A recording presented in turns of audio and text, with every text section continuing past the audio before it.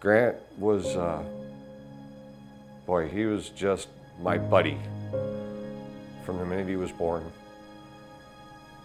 He just brightened everybody, my family, my friends. He was everything. I lived paycheck to paycheck.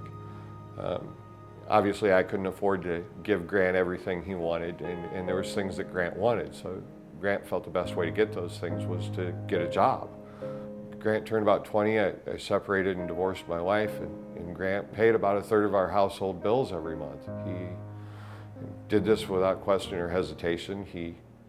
It was just the kid he was. My ex-wife had called me and said, "Have you heard from Grant?" I was like, "No, he's at work." She said, "Well, something happened at that QT. You might want to get a hold of him." I called. He wouldn't answer his phone. I called the store. Nobody answered the phone. My ex-wife had called back and said, "It's on the news." I can remember driving.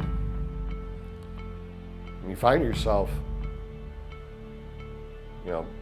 begging, "Please God, don't let it be him, don't let it be him." And then you go from that to making deals with God. God, if just let him be okay and I'll do whatever you want. You make deals with God. You beg God. I parked on the outer edge of the Quick Trip property, and as I got out of the Jeep, one of his other managers was getting out of his car as he saw me drive up. I can remember asking, "Where's Grant? Where's my son?"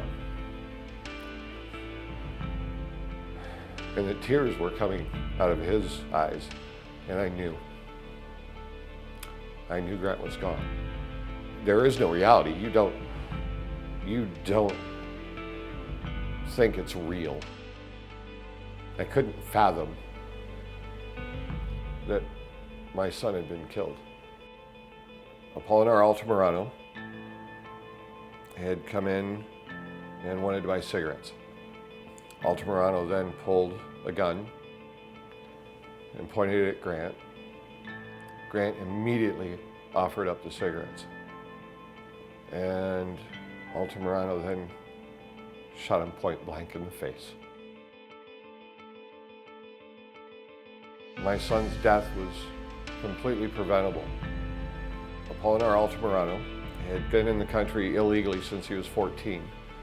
He was a self-proclaimed member of the Sinaloa drug cartel and the Mexican mafia. He had previously been arrested for sexually assaulting a woman, breaking into her house and sexually assaulting her and holding her captive for a week. And he was able to plead it down to felony burglary. Apollinar Altamirano was on day 492 of his bond. He should have been deported shortly after he was off of probation, if not sooner. So the system that was instilled by Obama's executive action caused the lag in the deportation hearing, and basically wasn't even scheduled. It's figured that illegal immigration cost the American people anywhere from $34 billion to $130 billion every year. And it's not only costing us money, now it's costing us American citizens' lives. Since 9/11 happened, there have been over 63,000 American citizens killed by illegal immigrants.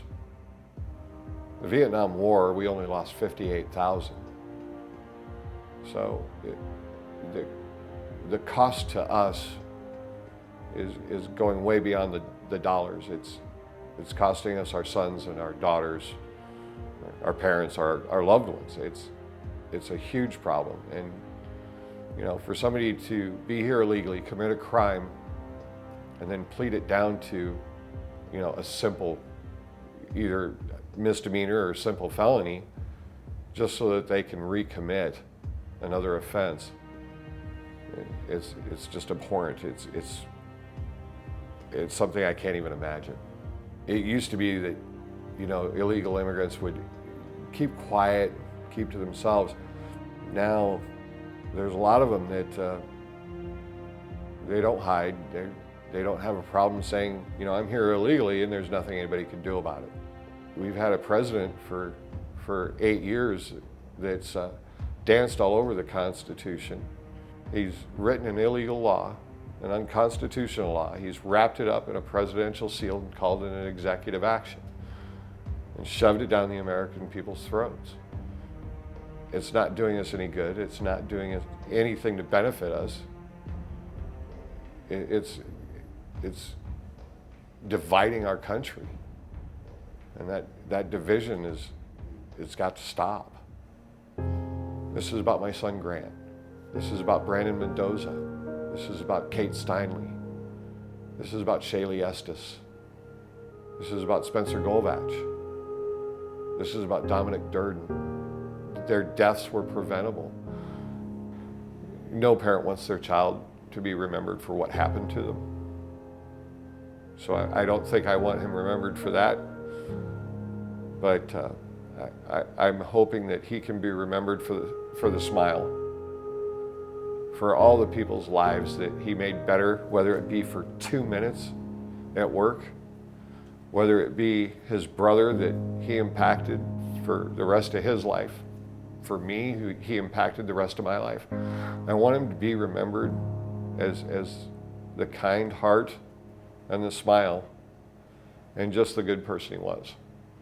And then secondary, I'd like him to be remembered for getting change and to prevent somebody else from having to go through what me and my family had to go through.